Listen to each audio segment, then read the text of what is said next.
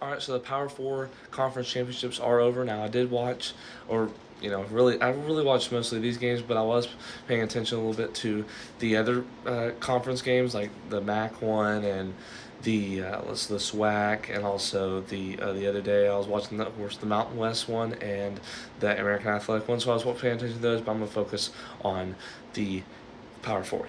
SEC championship game. You got Georgia taking down Texas. Carson Beck comes out of the game. You got Gunnar Stockton saving the day. Didn't score TD, but it did help the momentum for the Georgia offense. Got them back in the rhythm.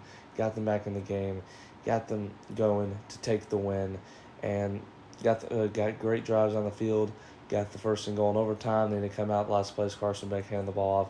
I don't know. Maybe we could see him starting quarterback in the playoffs, especially when Carson Beck is hurt. So we'll never know. Well, I guess we'll know. But Georgia, they've got a couple good wins this year. Texas still has not been an AP Top 25 team this year. They've both two losses came from Georgia. They've gotten some quality wins. Georgia's gotten some monster wins, of course, against Texas. They almost beat Alabama. Almost came back. They did beat Georgia Tech. Bad loss to Ole Miss, but they've gotten some good wins this year. Of course, they're both in the college football playoff. It'll be interesting to see what they can do in this 12-team playoff team. But Georgia does take the win here, and good for the Bulldogs. Up next, ACC Championship. Clemson had them at first with a 24-7 lead. SMU, Jennings trying to, and the Mustangs crawling back in the game, making it 31-31. Then the freshman kicks a 59-yard field goal to win the game for the Tigers. Doesn't seem like they were going to make it last week. Miami, they lost to South Carolina. They couldn't control their own destiny. They had to rely on Miami to lose to Syracuse. That was probably not going to happen, but Syracuse, Kyle McCord, they took care of business and got the upset against Miami and Cam Ward.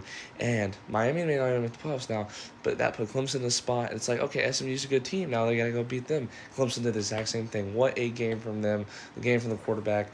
Just an amazing job by this Clemson team. Davis Sweeney has now won 9 ACC championship games. He's been to a lot of them. Didn't seem like they were going to do it this year, but they got the win.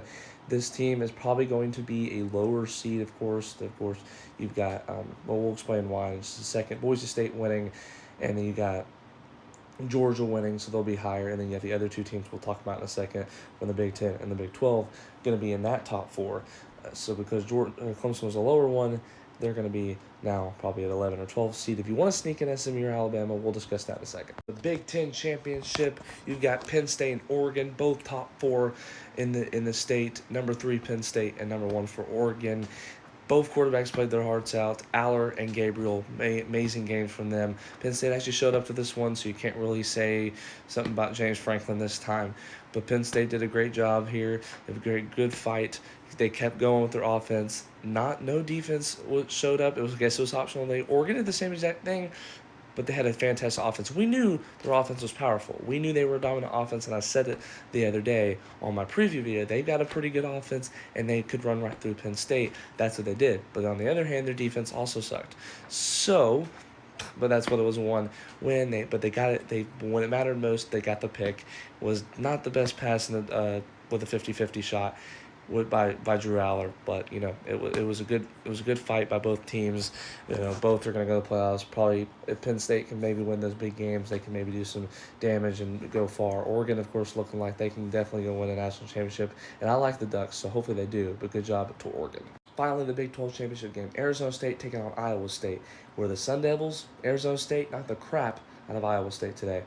It was close 10-10 at one point.